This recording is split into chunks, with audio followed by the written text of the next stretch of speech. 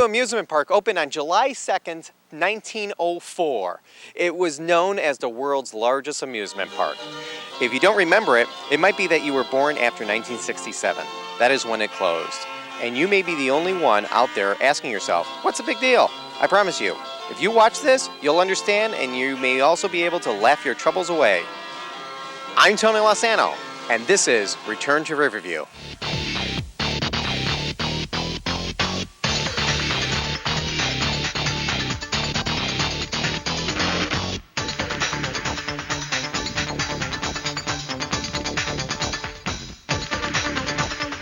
For the people of Chicago, all good things like Riverview Amusement Park must eventually come to an end.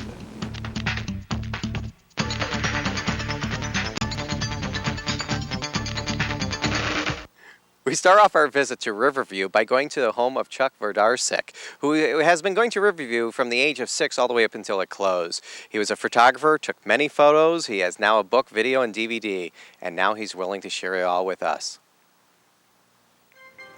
Hi, I'm here with Chuck Wojdarczyk. Wojdarczyk. That's a very difficult name. It is. I think I was in 3rd grade before I learned how to spell it correctly. Which is why I think I've heard that you've been known as being called Mr. Riverview. Yeah, that's much easier. It's easier to spell and remember. Now, I was born in '71. Riverview was long gone by the time I was born. Teach me. Tell me about the rides at Riverview. First of all, Riverview is the greatest park I've ever been to. I've visited hundreds of parks. The first ride in the park, which we all remember as the Silver Flash, Silver Streak, was originally called a Pippin. It didn't have a shield over the top of it. It was an open-air coaster. They went with the facade of the day, which was the Burlington Zephyr diesel trains, and they built these stainless steel trains with tops on them, and they named them the Silver Streak for a couple of years, and it became the Silver Flash, and finally the Flash. And these trains were covered, stainless steel. They really glistened beautifully. They had no lap bars in them. But they had because they were covered. Right. See? So I guess they figured if you got tossed up, you're not going to go flying out. But no lap bar across. You just had a bar to hang on to. So when I was real young and you'd ride that ride, every time you dropped out of a hill, you were lifted out of your seat. And then as you got down to the base of the hill, roughly slammed back down. And then the second coaster, that was originally called the Skyrocket.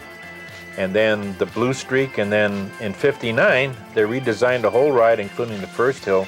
They wanted to make that hill 100 feet high, but the city code would not let them go higher than the 72 feet that the coaster was originally built at. Okay. So rather than have a double dip, which wasn't very good to begin with, they made it kind of straight down underneath the loading platform. So you had a good, and you went through a pretty tunnel good drop. And And then, of course, there was the other coaster down the main walk was originally called the Zephyr. Okay.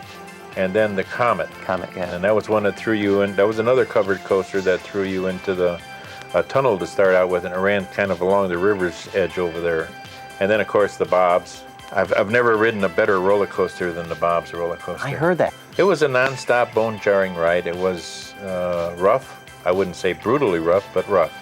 If you didn't know how to ride that, you could literally come off of that roller coaster black and blue because it would batter you. It was a non-stop ride from the time it dropped down that first hill of only 88 feet high, which today they're 200 and some feet high. Right. But it's not the height of the hill that really makes the ride. It's the non-stop portion of it, constantly rolling, constantly picking up speed, slamming into bank curves. Oh, because the tracks were banked. The trains were articulated, had a railroad-type flange wheel, so when it would go into those curves, it would actually accelerate in speed. The oil and the grease and the wheels, the hotter and more humid it was, the faster the trains rode. So people say, well, what was the estimated speed of the Bobs? Between 60 and 95 miles per hour, depending on what day you were there and how hot it was. The Bobs was built, what, in 1924. And it was there all the way to the end. And all the way to the end. Always the most popular ride. Right. All the roller coasters here were like wood, weren't they? Except one mouse ride, which was a small Outside the Wild Mouse, they all had wooden underframes. You know, the Wild Mouse was a terrifying coaster because you're sitting in this car, 2 people, and this thing flew around these tracks, and the wheels were actually under the center of the car. And it made 180 degree and 90 degree turns. So you're going, and all of a sudden the track ends, and you're still going straight. And it gave you the sensation you go right off the edge, and at the last minute it would turn. And then the Greyhound, which was the the senior citizen or kiddie coaster. That was the longest coaster in I was going to trackage say, length. it was there for a long But it was always 2 cent on 2 cent day, and then they rebuilt it 2 years before the park closed, and it became the jet stream. You know, a lot of people remember the parachutes. What is it like to go on the parachutes? Well, it seemed like it took forever to get up to the top. I mean, you swore you were going up for 10 minutes. And you're sitting on what, though? This little seat with canvas straps across your back and this big rubber grab bar that you hang on to. You swear this strap and the strap across your lap was going to break, and you're 200 feet in the air and you're going to come down horizontal or fall out. And when you rode the ride, the highest you would go sitting in the seat was 186 feet. Oh, wow. But you'd swear it was higher. I mean, you got a good view if you kept your eyes open. There's a couple of water rides. There was the water bugs. Or was it like a bumper car? Gas-operated bumper cars on water. It actually was built for the World's Fair in New York. And it operated there. That's why when it showed up at Riverview, they looked used. They were used. They were used for a couple of years. And then they were put in storage because of the rubber inner tubes around there. Right. Very, very difficult to get rubber during World War II. Oh, sure. So it didn't appear at Riverview until 1946. And then there was the Shoot the Chutes? Shoot the Chutes, which a lot of parks had. It was a water ride. You boarded the boat, and as you were heading in this little tunnel, you heard this record playing over and over. Keep your hands and arms inside the boat. Do not rock the boat. And then you go up the elevator in the back, and you'd be up about 70 feet, and they just tilted the platform forward. The boat would slide off and hit these rails. Right. And slide down the rails, and there was the boat operator in the back to get that boat down far enough and turn it. And then what he would do, unbeknownst to the people in the boat, he would rock the heck out of it. You'd swear this thing is going to turn over. Right. Because he's rocking it in Because the back, once you got off the ramp, you were no longer on rails. Oh, no. You were in water then. Yeah. And then they had a pole man by the shore that would grab the eyelet of the boat and drag it into the drift slot. And then you would drift in, and if it wasn't a busy day, second ride 20 cents. You could get twice as wet for another 20 cents if you wanted, you know. I thank you, Chuck. I appreciate this. Okay. For more info about Chuck's DVDs, videos, and books, go to riverviewpublications.com. Ed has spent the last 2 decades rebuilding Riverview completely by himself, and he's completed 18 of the original rides and attractions. There's more Riverview to come. Stick around. Since 1980, Ed Fruh has been building the rides and the attractions at Riverview. Ed welcomed us into his home to show us his accomplishments. What you're looking at are models of Riverview. This is amazing, and the man who made these models is Ed Fruh. Ed, how you doing? Hey, I'm doing fine, thanks. I'm just speechless for the fact that there's so much detail and so much work that went into this. Tell me about the models. Well, I started building models of Riverview when I retired, and I wanted to go back to Riverview. We lost it in 1967, and it closed, and we couldn't go back to Riverview. So when I retired, I said, I want to go back, and the only way I could do that is to build these models. Now, this is only a small portion of what you have. How many models do you have total? Oh, we got about 18, and the popular models that we have here is the first one is Aladdin's Castle. That's something that everyone would remember. That was a fun place to stand and watch all the kids running in and getting all ready to be scared half to death. Of course, they knew what was coming. They'd been in there before, but you like to pretend you're going to be. Now, back in those days, things were a little different. Let's talk about clothing. How did the people dress when they went to the Riverview? I'm not going to tell you all about the ladies wearing skirts. And the Aladdin Castle had a little feature. They were very popular with their air jets. The guys would stand out there, shame on them. They would stand out there on the midway up against the metal rails. How long would you stand out there, Ed? 4 hours, but anyway, they wait for the gals to come out of the one door down there, and the guys would know exactly where all these little air jets were, but and the girls pretended they didn't. Everything here is HO scale. Like I cheated on this one. See this little red head here? That's a map pin. Oh, yeah. See, his little. I ran out of people, so I had to fill the seat up with a head. Now we got the water bugs here. Water bug was same as the Dodgem cars, where you get in your little boat and you run around in the water and you're splashing up. While one side was working, The other side was loading. So if you got wet on the boat ride, you could dry off in the next ride, which was the spin dry machine of the rotor. See, this top comes off, and you can see how that room would spin around. And that's the only time I could get my wife plastered, when we would plaster her up against the wall. Another ride that they bought, which was called the Flying Turns, that was pretty neat because it's the only roller coaster that I knew that did not have tracks. Right. And when you talk about the Flying Turns to people that have been there, they say, oh, the cars, they would go up on the side of the wall, and the cars are this and that. It was a toboggan type of ride. The ride was tore down from the World's Fair, shipped over to Western and Belmont, and the owners of Riverview put it up. You have to remember in the 30s and the early 1930s, 35 and so forth, was a depression. And money was a little bit tight, and hence the reason for the invention of the 2-cent day at Riverview.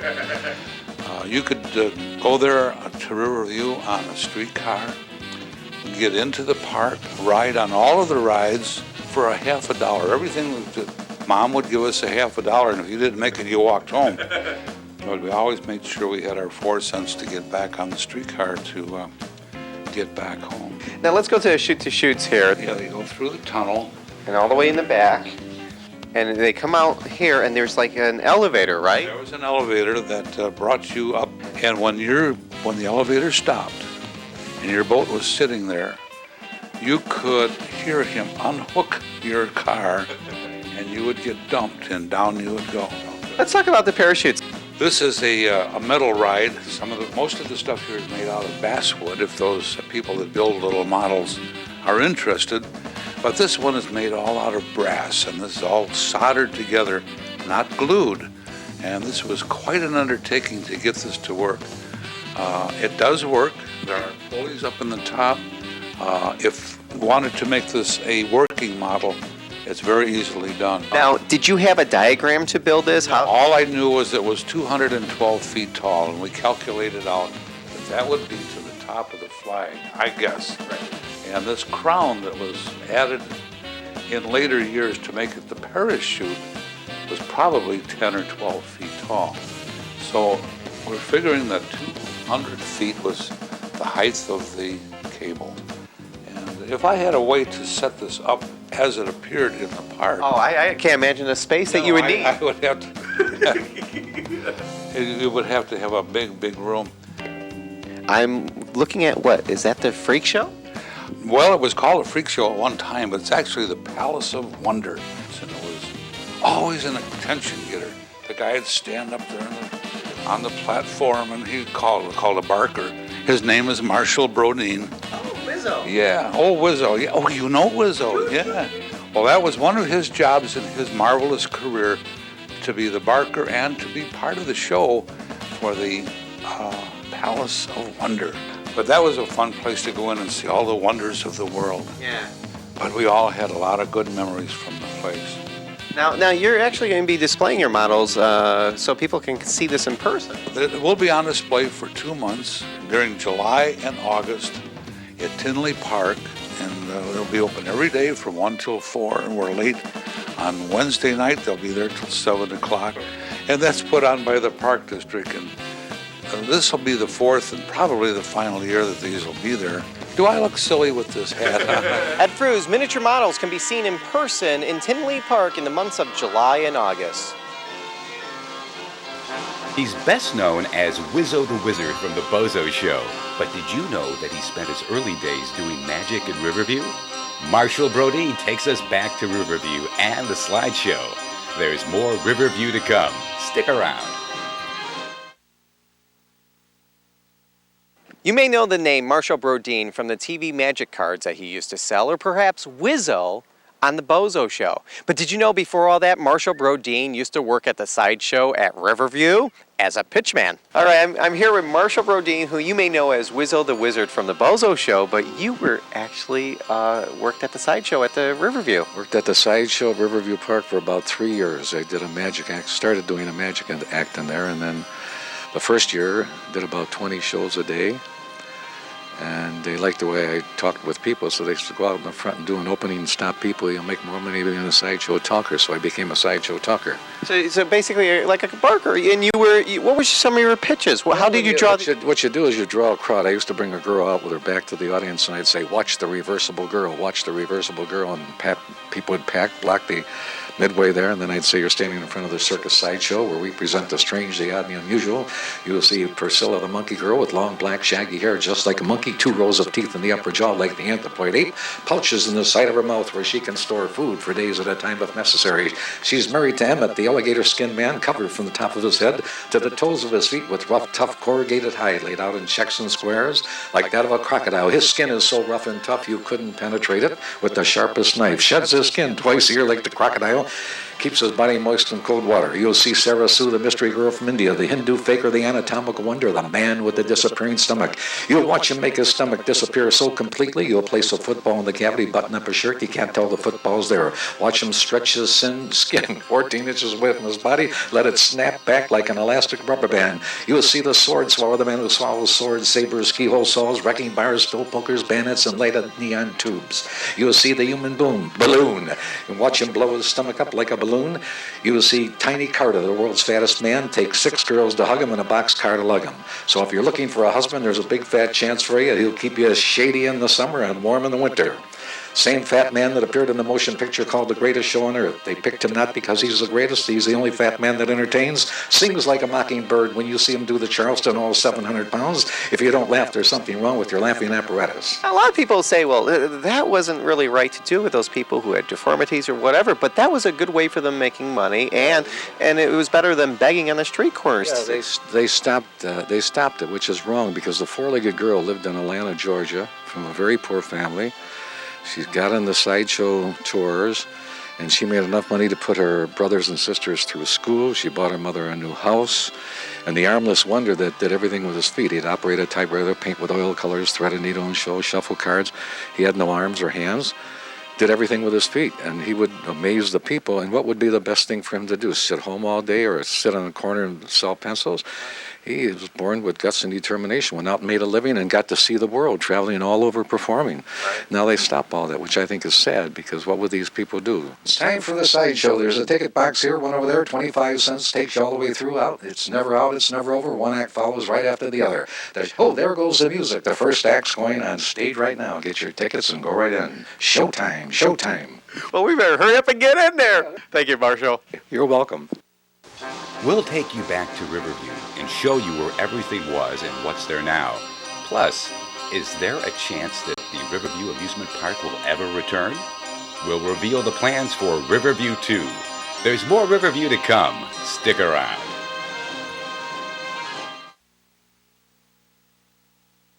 I'm here on what was once appropriately named the Riverwalk. It ran along the Chicago River, and it was one of the paths that were at Riverview. Another one is just west from me from here, a few feet west from here. Within those trees, still to this day, lies the original walkway, known as the Midway. The Midway cut through the entire park from the river all the way to Western Avenue. Ralph Lopez, who was the last manager of the Shoot to Shoot rides, is going to show me where all the rides were, what's still here, and what may be the future of Riverview. Hey, we're just off of Belmont Western. I'm here with Ralph Lopez. You were the manager of Riverview Park for the last 11 years for a few rides. I was the manager on the Shoots, the boat ride. All right, well, let's do a little walkthrough and show everyone where things were and also where some things still are from Riverview. Yes. We're at the actual entrance of Riverview. This is where the entrance to the park used to be, right here. And then, okay, so people came in this way, and here is what's now at Riverview. Yeah. Where Walgreens is now. What used to be there? Fireball roller coaster was at. Over here was the Midway. Okay. So there's a big radio antenna here, but there was something else here at one point? Yeah, this is the exact site where the parachute tower was. The parachute tower stood right there, And then right next to it, where we're standing, was the Aladdin's Castle, the walk-through And the funhouse. parachute tower originally, way back in the early 1900s, was an observation. It was an tower? observation tower called the Eiffel Tower. And then there was a what you called the Aladdin, but before that it was a fun house was called the Bug House. Bug House. It was a place you could go into, all kinds of slides and human roulette wheels and stuff. I learned on your site that they had a fire when they were turning the roof, and that they redid the site and it became Aladdin's. Yeah, fun. Aladdin's Castle. And that's the one thing that really stands out when you think about Riverview now. That's the image, is the front of the Riverview of the Aladdin's Castle. Yeah, right across from Aladdin's Castle this way, Over here. we had the reflection pool out here. We had a pond out here. Where the line of police cars are right Yeah. now. Behind us is DeVry. That wasn't here when Riverview was here. Of course not. This was the area where the Jetstream roller coaster was, and before it was a Jetstream, it was the Greyhound roller coaster. And the Caterpillar was probably right over by that sign right there. Oh, we're just right here by that walking sign. Yeah, that was where the Caterpillar was at. And as we walk down this road here, we're actually walking down where the old Midway used to be. This is part of the Riverview Midway right here. Oh, okay. And So this is the original walkway? Yeah, this is original Midway. And Right. we're standing in an area right now where the space ride was right here. Okay. And down a little bit was the Whip. Right, the whip. And right across from us was an arcade. Then there was the Crazy Daisy. Then the milkshake stand. And at the end of the line here was the Paratrooper. If we go down this way, we have Kittyland, then the entrance to the chutes. So this is actually, in some ways, your land. This is the land where I worked on for 11 years. The boats used to come down off the chutes hill right here. And this area, the grass area here, was where the pond was at. And the chutes came off of. This is what I want to show. This is the trough where the boats went through. Oh, this is where the boats. Which boats were in here? The chutes boats. The chute. This is the chutes boat went through here on the way. Okay, so the boats that you ran, right? Came through there was a tunnel right here. Okay. The boats came all the way back here. Made a turnaround and then went into the elevator. You can see the concrete footings over here where the tower used to stand on. Right here? Yeah. That's part of the footing for the tower. Oh, okay. And then I see some more over here. Yeah. Like here. This is what I saw. This is what. Yeah. That's where part of the chutes tower. There was here's where now you're down here. You're looking at the elevator pit. Right. Oh, down here. Yeah. There's where the elevators went down into the water. Okay. To pick up the boats. All right. All right. And this is where the You're standing in the pit where the boats went into the elevator. Oh, okay. And because there's also behind over here, there's a whole. Yeah. Well, back here was where the water. There was a paddle wheel back here going around, and it pushed the water to the front of the ride again. And the paddle, by pushing the water, that's what pulled the boats through the tunnel. Really awesome. I never realized this was all still here. Yeah, this is the water return right here where we're standing on, and that was the one where the boats went. Now where are we now? Now we're in the area where the Bob's was at.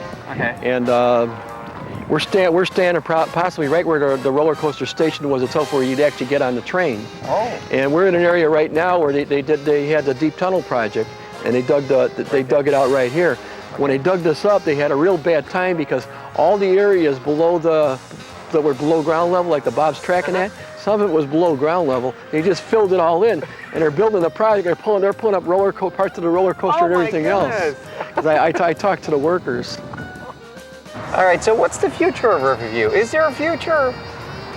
Well, there was a person that wanted to rebuild the park, and he was going to put up $80 million to do it. Oh, what happened to him? Well, I was working with him about a year and a half. Right. And then somebody shot and killed him to rob him. Oh my goodness. And his name was Brian Haywood. Yeah. And the Bob's roller coaster would have gone up. Right. And possibly the flying turns, the banjo lights, the main entrance. They said the chutes ride that I worked on would not be practical, but we would have put a splash waterfall in. And they were going to call the park Riverview too. If people want to relive the memories of Riverview, they want to either, see pictures, books, or even a video. Is there a way of doing that? Yes, I have a video out called Laugh Your Troubles Away, The Complete History of Riverview. And I also have a book by the same name. The video came out in '94 and the book came out in 2000. And can they get both of that off your website? Yes, they can get it off my website, riverviewparkchicago.com. Thank you, Ralph. Okay, I appreciate it. For more info on Ralph's books, VHS, and memorabilia, go to riverviewparkchicago.com. Only one ride from Riverview still runs to this day, and it's ready for playtime. There's more Riverview coming up. Stick around.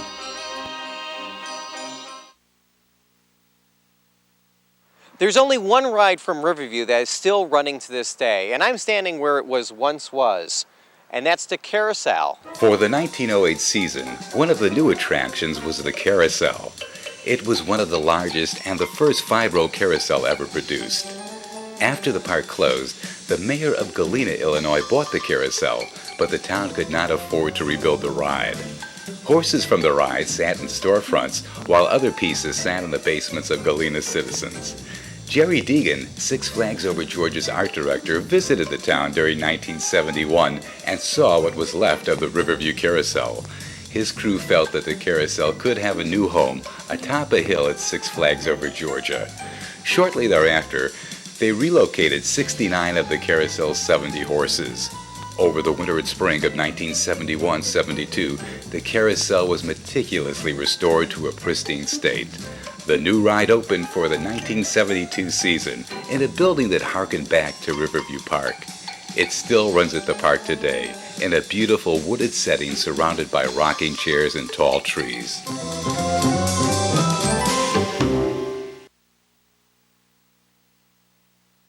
It's been a century since Riverview opened and about 30 years since it closed. And there's been many debates why it closed, from racial to political reasons, money, and all sorts of things. The reason why I like to go with is what Ed Fruh said. It was just time. I'm Tony Lossano for Return to Riverview. Thanks for watching. NUDE HIPPO, your Chicago show, has been a presentation of Opie Productions, a figment of your imagination by Lossano Entertainment. Until next time, from all of us, stick around.